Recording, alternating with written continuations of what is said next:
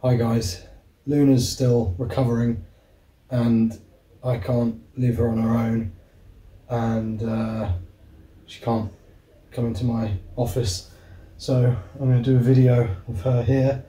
Well, I don't have to, but I've been massaging her thighs regularly to aid her recovery. It's helped a lot actually. It's really helped, I think, to improve her mobility. So if it looks like I'm doing something a bit weird, I'm not.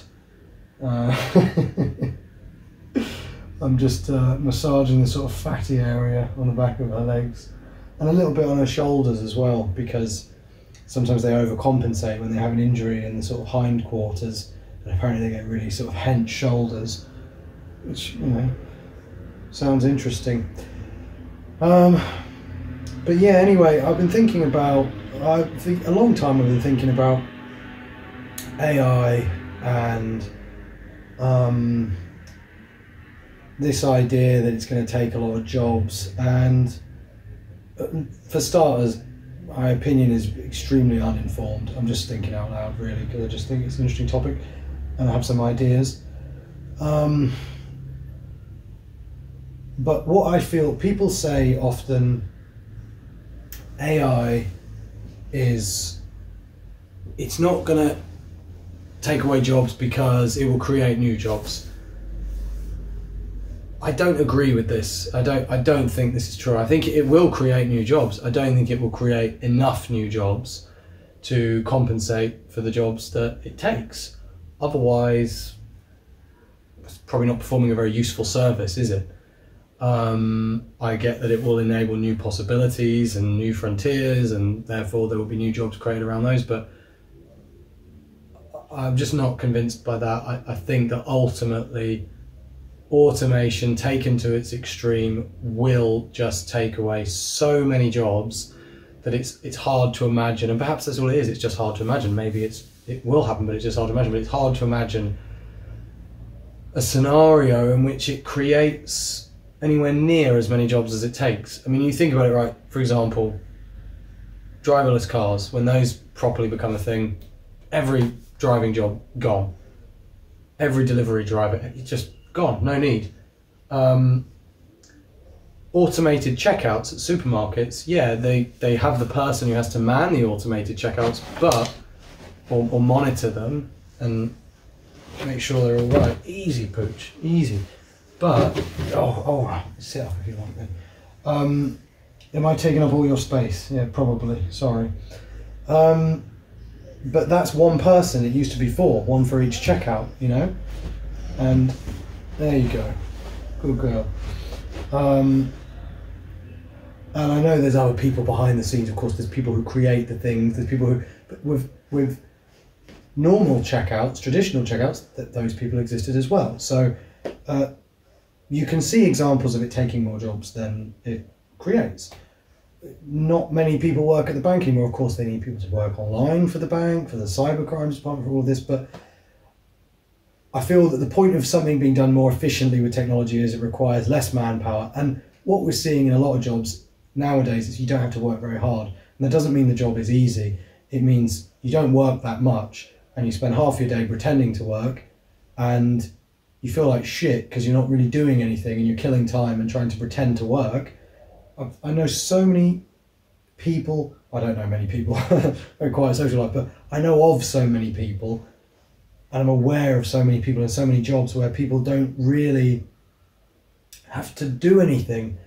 And some people I see, and I see what they think is hard work in their job, and I think, man, if you were like a farmer, you would die. You would fucking die. Like, you don't work, you work like 2 hours. A lot of people who work an 8-hour workday, I think they work about 2 hours, and the rest of the time they're chatting, they're texting, they're killing time, they're working very slowly at something that could be done 4 or 5 times as quick. And they've done experiments to this effect where people work shorter hours and they get just as much done. We just have this idea, you should work 40 hours a week, you should commit your life to us. It's very, you know, toxic, as the kids would say, in my opinion.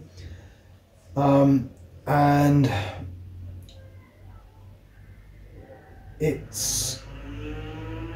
there's a limit to how long that can go on for, I think. I think there's only so long that we can all keep pretending to work. And eventually, it's going to get to a point where companies are going to say, look, we're better off paying 30% more and having, you know, half the number of employees that we have now, and get them to work harder, pay them more, and get them to work less hours and work harder. You know, it's just, I think it's inevitable. Anyway, assuming this is true, assuming that there's going to be less and less jobs, more and more people will be unemployed, which I strongly feel will be the case, and people will point to the Industrial Revolution. Just because it's comparable to the Industrial Revolution doesn't mean it's going to be the same. Of course, the Industrial Revolution did present lots of previously unimaginable possibilities, I suppose, and create jobs in that way, but we're already a very global world now. There's, you know, it's hard to imagine. I don't know. Anyway, assuming that automation does lead to a huge surge in unemployment, there'll be a lot of problems. People talk a lot about UBI, and UBI seems like something that may be necessary in this scenario. The problem with UBI is it doesn't give people a sense of purpose. I think as an economic solution it sounds relatively viable. If automation does, and technology in general does what it promises, then we're not going to need so much manpower, and in some ways that's a good thing, you know.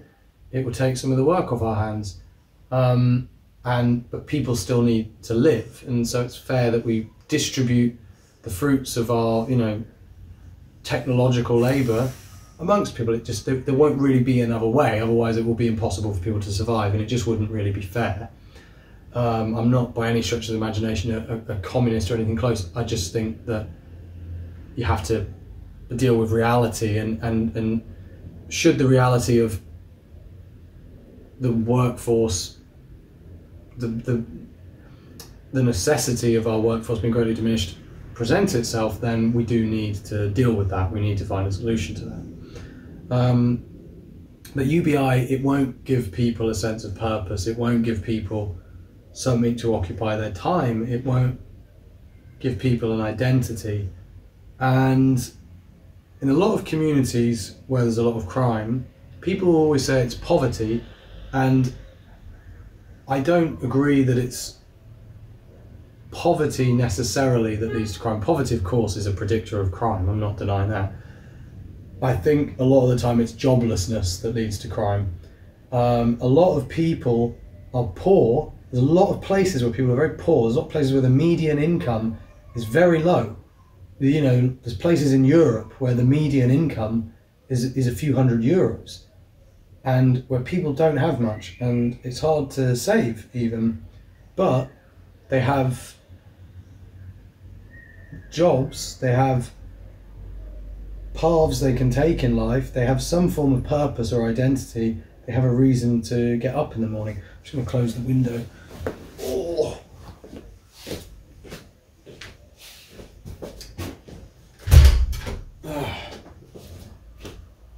Yeah, they have something to keep them going, and of course sometimes that just anaesthetises you. It doesn't always make you happy. It's not like you're like, oh yes, I work at the post office, but sometimes it's enough to stop people from becoming a problem for society. A lot of communities where there are a lot of crime, people do have money, they receive government handouts, but that's degrading for people to sit around all day, never having enough money to really do anything, but always having enough money to live and get drunk and eat and, you know, buy Netflix and whatever, and just sustain and be kind of, you know, titillated by life, but barely. That's a degrading existence for people. And similarly, I think pretending to work is a degrading existence for people. So there are a lot of solutions to this. One I've thought about a lot is just divide the work hours up more. People, again, I mean, don't need to work 8-hour days in most jobs. It's not necessary. And if we need less and less people, then the hours should be distributed evenly, and one would think that we would have to move away. I mean, at a minimum, we have to move away from this idea of a job is 40 hours a week, 8 hours a day, 5 days a week. It's just ridiculous notion, and we're so bound to this. There's no logic to it. It's so inflexible and rigid, and it's just stupid. It's not, it doesn't make any sense.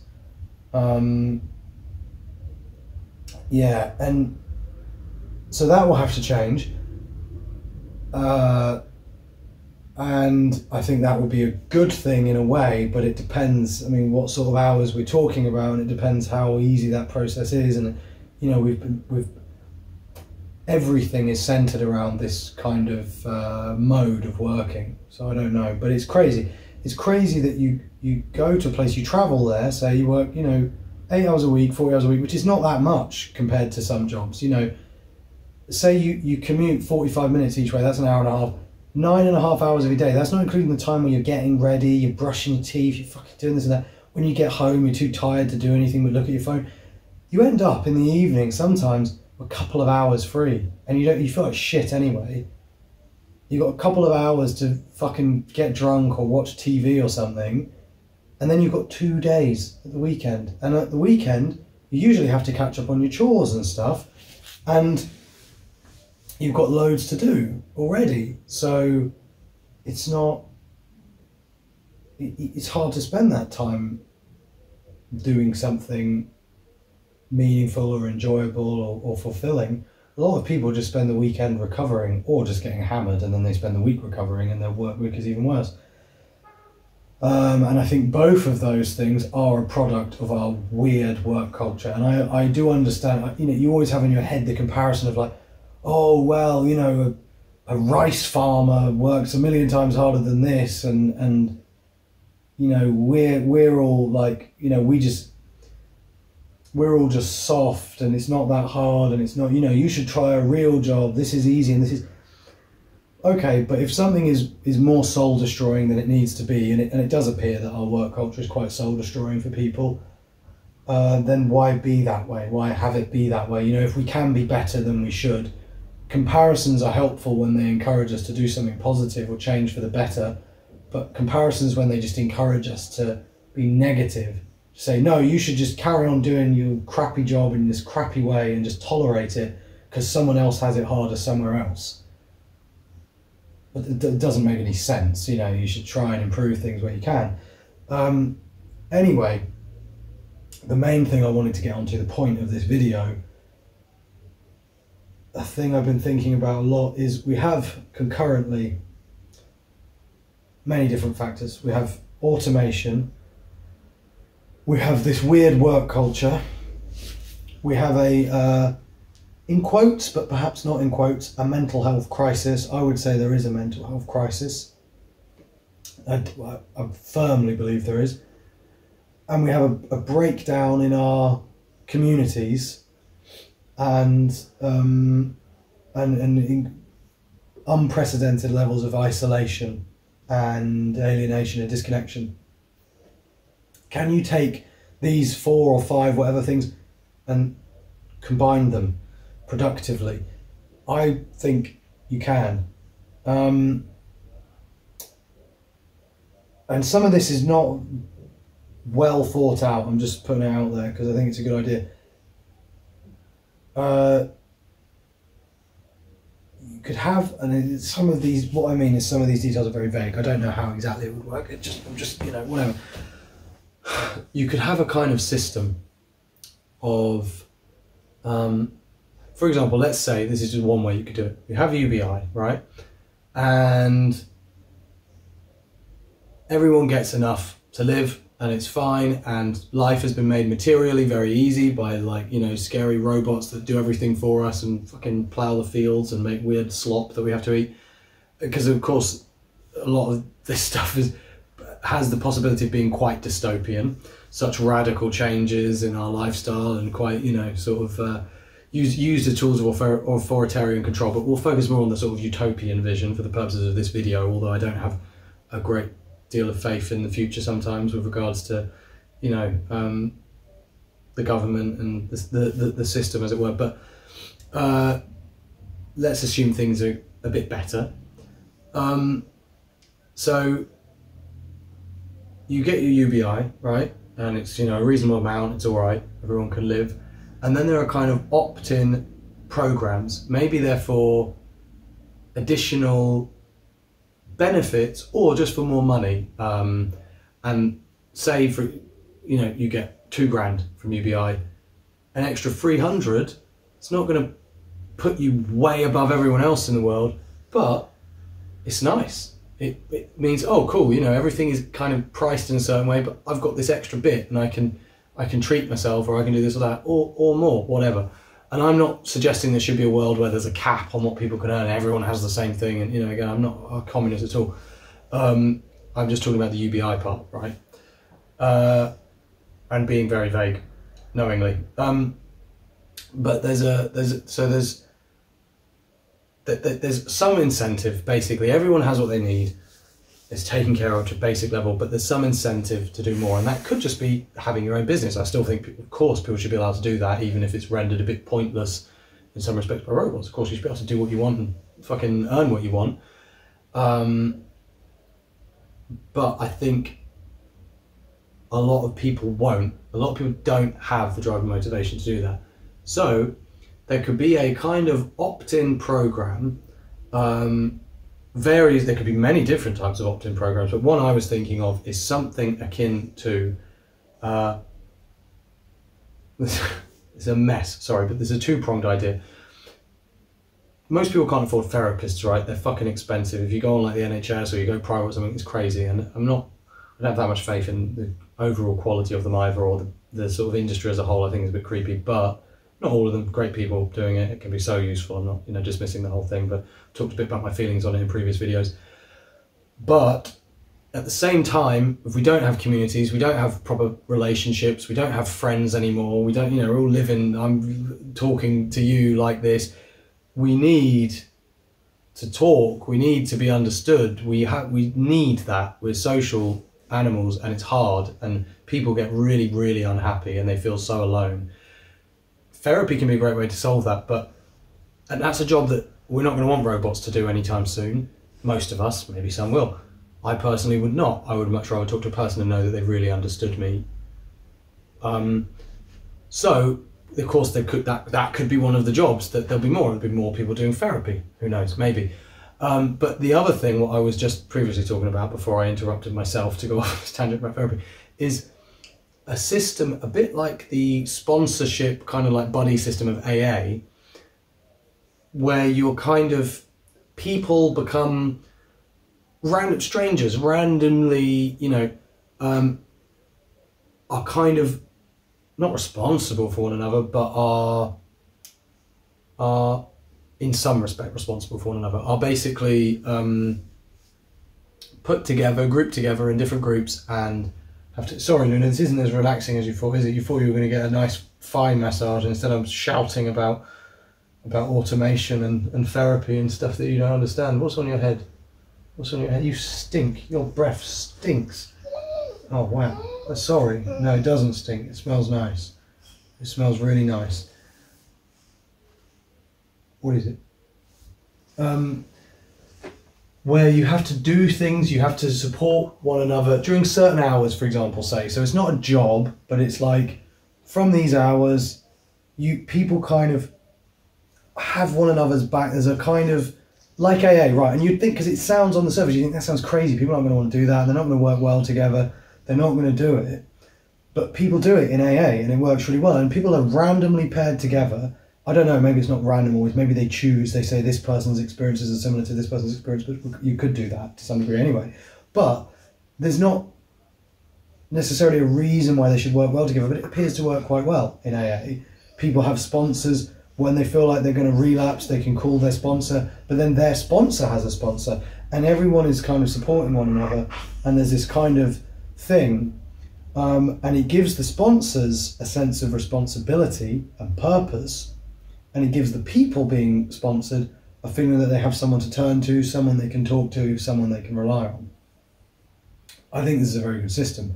Of course there'll be problems, you know, some people will act like dicks. Some people will demand too much from their sponsor or from their group or community. Some people won't fulfill their responsibilities, but there's all sorts of checks and balances you can do to try and mitigate that. Can you be quiet? Can you be quiet? Look at these whiskers. Be quiet. There's all sorts of stuff you can do to try and improve that, and there's so many ways you can take it. So there could be group things. There could be. There's a lot of very meaningful, purposeful, fulfilling stuff you can do with your time and take part in with other people that does not require you to have a job, and a lot of it is a lot more meaningful and fulfilling than most jobs. For years, I didn't really work, and my girlfriend did, and I felt I contributed as much to our lives as she did, and she felt the same way, and we both still do. Years have passed. I work now because it makes more sense for our lives. I never had that feeling of, well, first of all, I had all my creative pursuits, but even aside from that, even just in life, I didn't feel I wasn't contributing, because our life was crazy, and particularly hers, and there was a lot that needed to be done and dealt with, and a lot of shit going on, and I was always there whenever anyone needed me, and always trying, well, not always, a lot of time I was completely fucking up and getting drunk and whatever, but relative to who I was at the time, I was directing my energy, and I was doing things that were meaningful, and I was trying to help. I was trying to make things better, and I wasn't just killing time like playing computer games. And I didn't, had I had a job that would have been the kind of job that would have been available to me at the time, I would have felt my life was less meaningful. I would have had less meaning or purpose in my life. I would have felt worse, and I wouldn't have been able to fulfill what were at the time much more important responsibilities than earning $1,000 a month or whatever. That wouldn't have helped, and it would have gone anyway, probably on drugs. If you lose your sense of purpose because you don't have a job anymore, I'd say not only can you get that back elsewhere, you can find a much greater sense of purpose. For someone like me, this is easy because I'm like driven towards things in general, but Mum's not coming home yet, Luna, okay? Every time she hears someone in the hallway, she thinks it's my girlfriend, her mum, her birth mother who gave birth to her. You were 8 or 9 years old when she gave birth to you. It was very difficult for her. Yes, it was very painful, extremely painful and disgusting to watch. You can get that and more elsewhere, I think.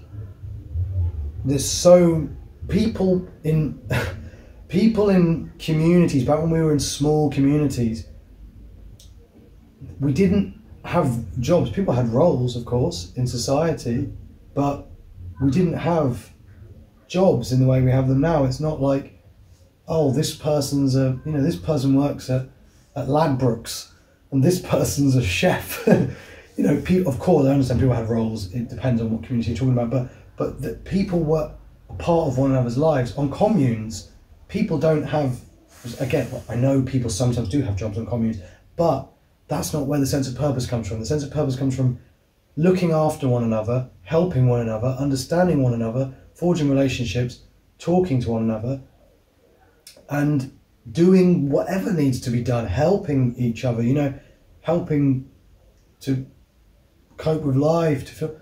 And I feel like it's something that I find it sometimes a bit sick that our needs that we have, our emotional needs, are outsourced to the sort of psychotherapy industry, when really we need that from our communities and from each other and from our families ideally, but it's not always available to us. And this could be a way of creating a kind of framework around that. But those frameworks could be around so many other things as well.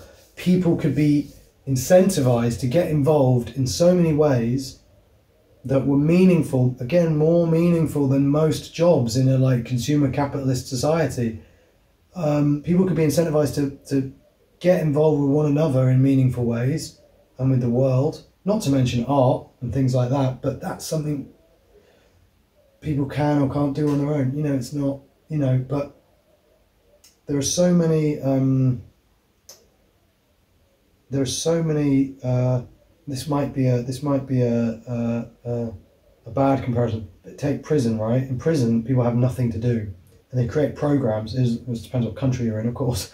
Some of them they don't, but they create programs and ways where you help out doing this thing and you get to do this, or you can go to this class and you can do this group, and if you do well at this, you can do this thing, and you can help run this group, and then you go to that one and you have this skill and you teach this person this, and you can, and they have some version of that there, and a lot of people just don't want to take part. They're like, no, fuck you, I'm going to just take drugs and like stab people. And that will happen in society, and that does happen in society. But I think there are a lot of creative ways we can mitigate the widespread disenfranchisement you see when whole communities of people lose their jobs, because it's not about material things. You can live, people say, oh, our generation will never buy a house, that's why people commit crime. Well, you don't need to buy a house if the government will give you one. And I know it's not great, of course everyone would love to have their own house, but it's not material. I don't believe that the driving factor, at least in the first world, is lacking of material things. I think it's comparing yourself to others around you. I think it's feeling humiliated. I think it's feeling small. It's feeling stupid. It's being bored more than anything. Of course, people think, oh, I like a nice car. I like some nice clothes. So I want to, do this or whatever to get money. But I don't believe that's the primary factor, because there are other countries where people have so much less and they don't commit crime at the same rate. And here, or take the UK, for example, in the UK, you can be poor relative to UK standards and obese, which is very strange. And you can have a place to live. It might not be nice, but you can get a place to live. And I know some people are homeless, I know, but broadly speaking, you can get a place to live on the council. And to be fair, I don't know, I haven't been to the UK in years. I know things are getting a lot worse there now, so perhaps it's a bad example, but as of when I was there, and there's been food shortages, but prior to that, and I think still now really for the most part, you can eat, you have the things, the basic necessities, and still people join gangs, people get violent, it's more than just lacking in material things and basic necessities. I don't think that's it. So I think we need to think about how we distribute work hours, we need to think about how we distribute wealth, and we need to think about how we deal with ourselves and our emotions and our sense of identity and our sense of purpose. And this is why I liked the idea of someone like Andrew Yang as a candidate, who was a bit younger. I'm not American, but for some reason it's important to me. A bit younger, who was open to new ideas, who seemed a bit more forward thinking. He talked about things like automation and UBI. And I'm not saying he would have been the most amazing president ever. God knows how he would have been. But never mind what's going on right now, which is of course very important, foreign policy stuff right now, more important than ever. But we need to also think about the future, because it's coming and it's just going to slap us in the face, and we're not going to know how to deal with it, and we're going to deal with it after it's already happened. And I think we need forward thinking, proactive leadership, and it's sad that we don't have that. We don't have people who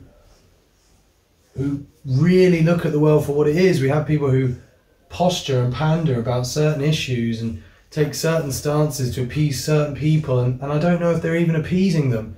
I don't know who's happy with the current political system and the offerings that are made available to them. And it's largely, I think, down to the calibre of people that get into politics, to be honest. But certainly I think these are things we need to talk about, because they're all abstract at the moment. It's like, oh, there's this theory. It's not a theory really, is it? The world is about to change fast, and we're not really ready for that. And you're really making a fuss, aren't you? I'm going to get your dinner in a minute. She's on medication that's making her extremely hungry. She's become an absolute monster. She was normally very well behaved about food, but she's become a demon around food. So I'm going to go and feed her now. Would love to hear your thoughts in the comments. I think it's an interesting topic, but it's not. It's more than just interesting, and that's what it's treated as. Oh, it's interesting, but I think it's more than just interesting. I think it's quite pertinent and important, and it's not really given credit enough for being so, because we're so focused on, let's just survive, like get through this time that's going on. Please, can we avoid World War III? Are we going to live? Are we going to... And it's like, well, shouldn't we be aiming a bit higher than that? Like, shouldn't we be aiming to better ourselves? Or at least not just, you know, continue our descent downhill that we seem to have been on ever since around 2001, I'd say. Yeah, God, the 90s were good, weren't they? Didn't know what we had until it was gone. Like, everything keeps getting better and better. And now we're like, it's really bad. Everything is getting worse and worse and worse, and no one seems to know how to stop it. It's like the ship is just water is just rushing in, and we're like, oh God, lots of water in the lower deck. Oh, lots of water in the upper deck as well. Oh, yeah, not nice. Getting a bit cold, getting a bit chafed. All this salt water on my nasty pirate rags. All right, guys, I'm off. I'm going to go and feed Luna. Hope you're well. Thanks for watching.